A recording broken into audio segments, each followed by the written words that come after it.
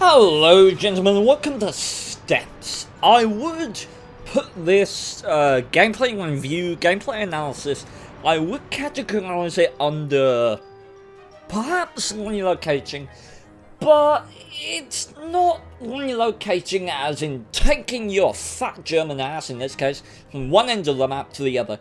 It's purely about you have an engagement that you know is coming, and you want to make it just a little elsewhere. You want to consolidate far from your team, or you want to adapt it in some way. We're going to be talking about how and why you might do that, and we've got two lovely games to cover with it. So, welcome to Steps. I'm in Tier 10 German medium tank, the E50M, with one of the most accurate 105mm cannons in the entire game. Top speed is 60, weighing 63 tons, 150mm of frontal armor, 80 at the side, 80 at the rear. Turret is the same profile as the Tiger 2, 185 at the front, 80 at the side, 80 at the rear. Now, the thing about the E50M at tier 10 is that it matches the DPM to the letter, exactly the same DPM as the predecessor, the E50. Now the E50 has good and respectable DPM at tier 9, but the gap for all other medium tanks between tier 9 and 10 comes with a huge DPM increase. So facing tanks here in this match like the Object 140 with 9.09 grams per minute, T62A 9.09, those are dangerous tanks because they have a seriously big DPM increase from their tier 9 tanks to their tier 10 tanks. So, the thing about the E50M is you cannot get engaged one-on-one by those kind of vehicles because they will kick your ass due to that DPM advantage, and you can see what our team is looking like. For one thing, if we look at basis on the map, you can see that all our team are orientated towards the west, or the southwest of this map. That is to be expected because we have heavies. We have a 215B, IS-7, E5. You know, our team is orientated towards heavies, as well as that Jagdpanzer will be playing like a heavy as well, whereas the enemy team, they've got Batchat, 140, 140, T62A, they certainly have a more mobile lineup, WZ and 40T. In my mind, they both classify as mediums because that's how the playstyle usually takes you. And, whoa, there is my desktop. Hello, Windows! T62A and Batchat are camping. I mean, is there any other word for it? They just come out here and they sat in these bushes. But it might turn out to be a good play because I know that I can't get engaged solo. I do want to make this engagement because over here on the 90 line, it's extremely important because that's where the cap circle is. I really don't get why people prioritize the 1-2 line on this flank because you're so far away from any form of relevance, any form of power on the map in this encounter game mode because you're so far away from the cap circle and the enemy can just put cap pressure up. So, I start relocating into a position that I feel is a lot safer, and that is using this lay of the land here. Now, my position is considered because at the time we have people there and we have our RT in play. One RT is at the back here, he's probably doomed, but we have a lot of people here who can easily relocate, and you've got to consider that I did not want to go to where these guys are because you've heard me talk before about multi-level engagement, about the fact that it is better to have, if you have two tanks, it is better to put one tank at a ridge line in front of the enemy and then have the other tank able to shoot but also able to fall back behind another ridge line. You know, it's better to disperse them so that you can't all get rushed by an enemy flank at once. That's exactly the thought process that's going on while we take positions here because I've got my mediums are spread out behind me, so we're not all likely to get rushed at the same time by the enemy mediums. Let's say if all of the enemy tanks came right over there, the Object 140, the Batchat, T62A, 40T and WZ, I'd be screwed. Sure, they'd come this way, but assuming that my T62A and Batchat were still where they were, let's say the Batchat's taking a good position actually, but let's say the T62A is still there. Then as soon as they attack me, they kill one tier 10 medium. Okay, but if the T-62A and the Batchet were here, they kill 3 tier 10 mediums. Those are the basics. What you really got to think about is the fact that not only do they not get to kill 3 tier 10 medium tanks if that guy's there and the Batchet's there, but while killing one, they take the same amount of firepower that they would if all 3 were in there, but 2 of them live. That's the concept of a defensive play, of trying to make a multi-level engagement. That's why it works so well. So, pulling back to a more defensive location here, and you can see I'm pretty keenly pushing forward, trying to put out damage, because I know that the more health these guys lose while approaching us, the more likely it is that we will win this engagement. I want to make them nervous about pushing up into the line of fire of myself and whatever support I might have. Now, WZ's got 120mm of frontal armor, but when you have 270mm of APCR penetration on the E50M, that really doesn't count for much, and you can see I'll start prioritizing damage into the line 40T, and I really don't want to waste damage into this WZ right now, but they're doing some good work blocking for each other. And it's at that point, when you see me aiming at the lower plate on WZ, where I decide, okay, that fully T is going to unload, whether I like it or not. Unless that arty kills him, there's not a force that we two can put out to stop that fully T from unloading. Maybe if I was a Russian medium tank as well, but right now I just do not have the DPM to stop that guy from unloading his clip. So, I decide, okay, that's fine, 1,800 damage, whatever. We are going to focus our combat up on WZ-1114 because the fully T will unload anyway. And I want to make sure that this guy can't be consistently putting out damage. You see, the fully T came in and went out, and I would have maybe got one shot into him if I focused him. So, it does look like it was the right play. I do try and give him a kicking on the way out. Still holding the same position, and that 270mm of pen comes in handy against the upper plate of the Carnarvon there. Now, this is getting to be a very difficult situation. The T-62A is attempting to hold from the left flank. You can see our team are relocated in support of us. We've got the arty shooting in this location, so we are actually in a good spot in that regard. But Carnarvon decides to push up, and I managed to bounce a heat shell off the auto bounce angle on his belly, but I see the object one fully relocating to get better shots, so I push up to gain land for me and this T-62A that's going to push up behind me so that we can be in cover from the object one fully and the IS-3 and use the neck of this WZ for cover from the object one fully. Our arty puts out a shot, I bait a shot in return off the side of our turret, which is well angled. And this is E50M play. It's much like if you were playing in a 1-2-1. Your reload is so much longer than most tier 10 medium tank opponents that you're going to face. You have to play it as, okay, I'll take a shot, I'll fall back, I'll reload, because that is the advantage.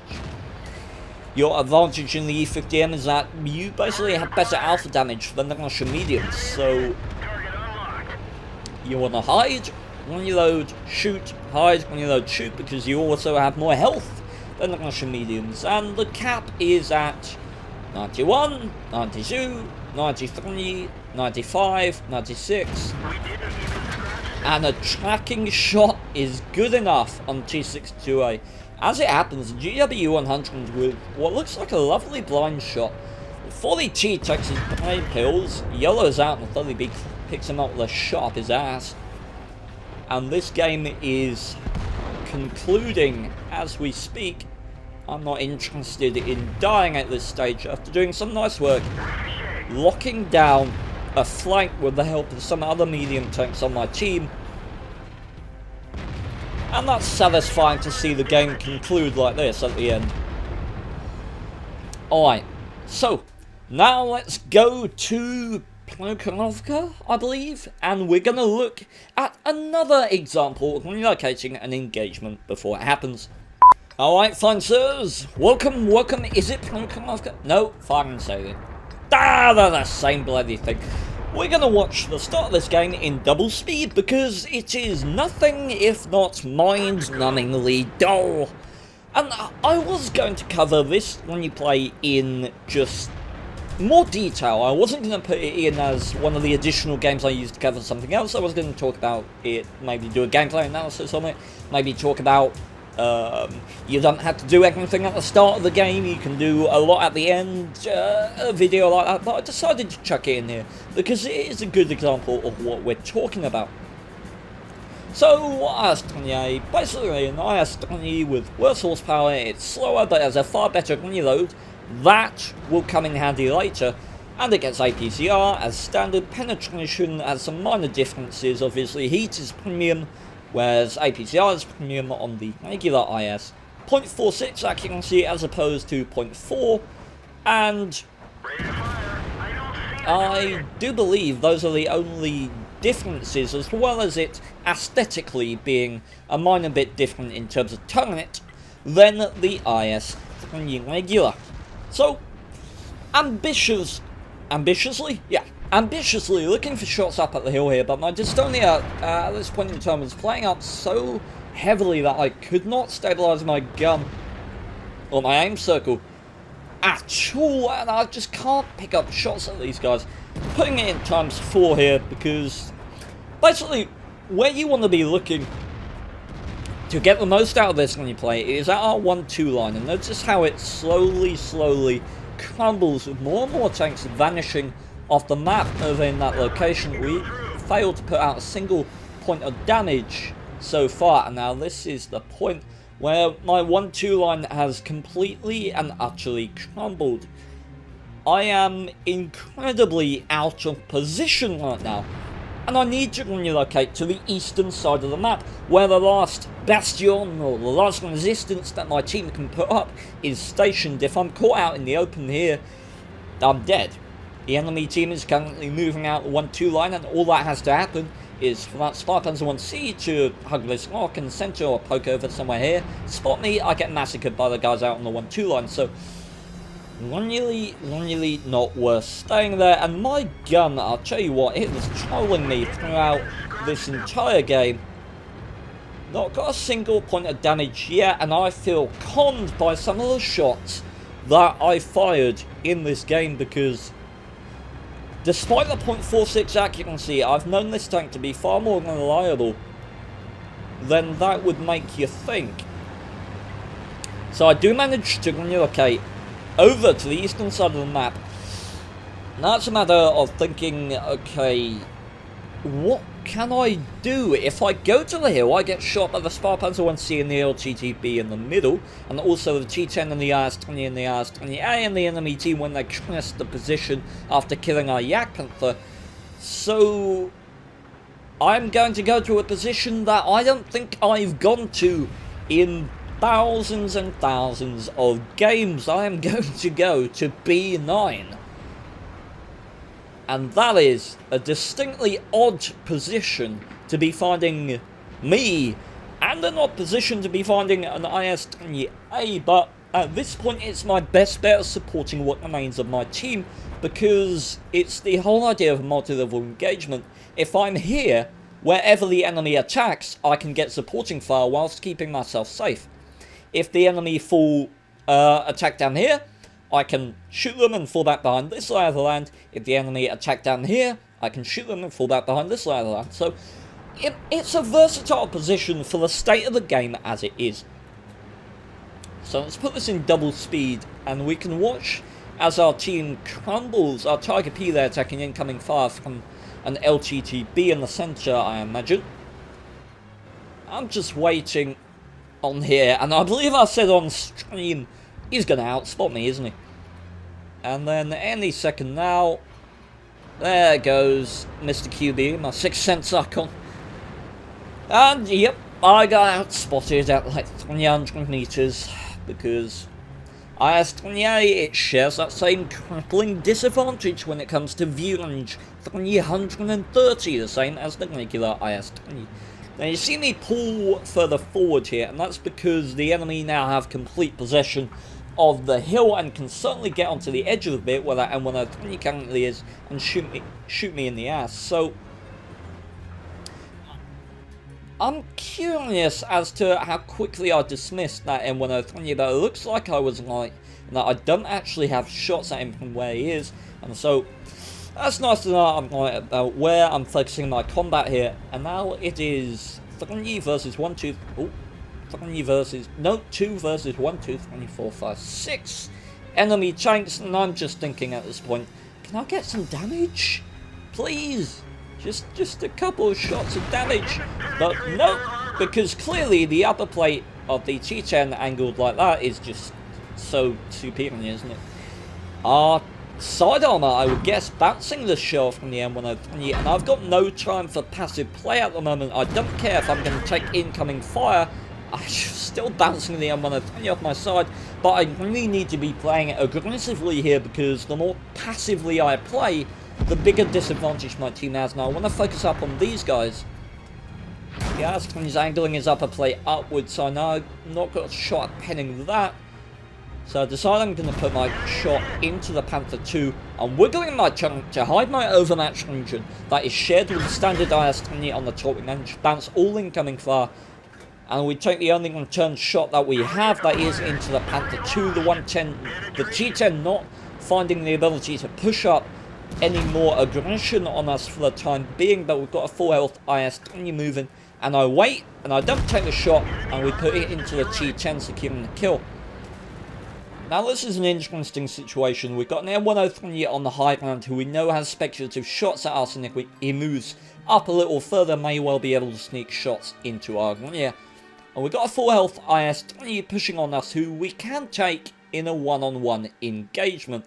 However, not if that M103 gets involved, and from the looks of things, that IS-3 is just going to come straight out here, go straight past me and sit there, most likely, or push me out that way, or attempt to push me out that way.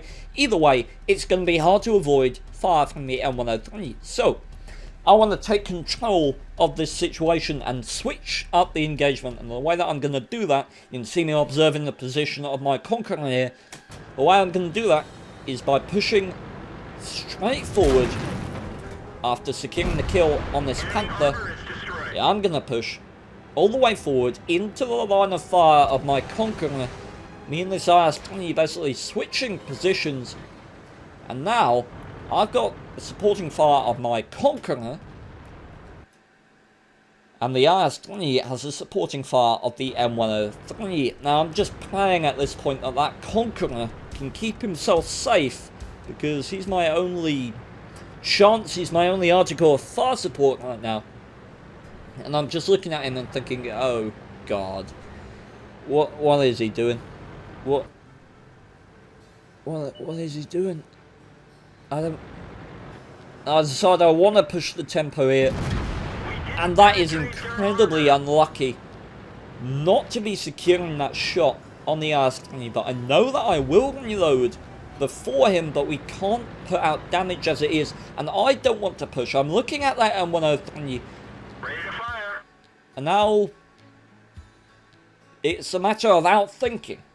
As you guys know, I think more than most people in the world of tanks, and what I'm thinking right now is that M103 is going to want to get behind me, but while he knows that I was playing aggressively there, he's likely to stay up there, aiming a shot, anticipating the IS-3 falling back and me following him. So, I'm going to stay here for 20 seconds, something like that, keep the engagement here, act like I'm staying stationary, because what is happening right now is that M103 is relocating down from the hill, and he's pushing up, he's going to soon get behind me, so I need to make my move on this IS-3 in that location when the M103 is there and attempting to come up behind me. So it's all about timing. Where do I think he is in his maneuver? Do I think he's there at this point? Do I think he's there? Where is he? Because I can't, if I do it too early, then he will just relocate backwards, this IS-3 will fall down the hill and I'll die to the M103. But if I do it too late, the M103 comes up behind me and secures the kill. So, gonna be timing. Waiting.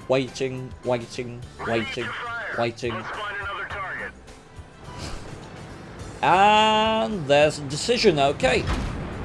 We bounce the incoming shell from the IS-3, and we think at this point that the M103 is working on outflanking us. We put a shot out in on turn. And then try to angle our armor as best we can that we do take incoming fire. And there's the turn right into the poorly angled upper plate of the IS-3A at that angle. Wiggling, we are loading heat at this point. It does penetrate his shell, but we can turn the heat shell right from the drive wheel. And we know that due to the better reload of the IS-3A, we are still going to be able to best his rate of fire. So we stay still, make sure we fire that one as soon as we are reloaded, using the advantages of the IS-3A, and that's timing for you. Made that engagement within how close can you cut it? And you see me pulling forward because I knew that M103 was coming up behind me. That was the whole point of making that engagement. And we're going back to APCR here because I don't feel like I should be firing the heat shells against the M103. Or perhaps I should. And we're looking to reverse side snipe against this guy, but I shouldn't be. What I should be doing is perhaps going further down to the edge here and trying to get a shot off, because right now that M103 is not a one-shot. This is utterly terrible play. It is disgusting and utterly terrible play. It's a disgrace to the maneuver that I've just pulled off that I'm staying here, because if I'm this M103, all I'm going to do is say, hey, IS-3A is being an idiot and reverse side sniping. Well, he's on a one shot, so I'm just gonna march my merry little American ass all the way out here, take a shot from him, and then shoot him in the face. Because he can't kill me in one shot, and I can afford to take a hit. So, yeah, that's basically exactly what the M103 does. I'm going for the cupola, but misses it, and yeah, he just plants one straight up my Russian booty. So, yeah, disgraceful, poor play at the end there. Should have performed a lot better, judging by my performance up till that point, but hell, I can't do everything. So, gentlemen, hopefully, there's some good examples here of relocating an engagement and of adapting your play. So, hopefully you found it helpful. And do leave me a like if you did. Until next time, gentlemen, a fond farewell as always.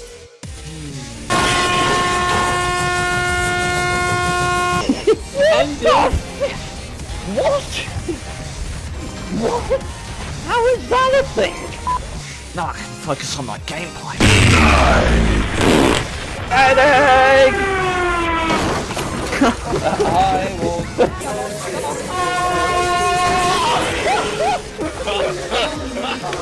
Violated #1 rule. Oh, there he is.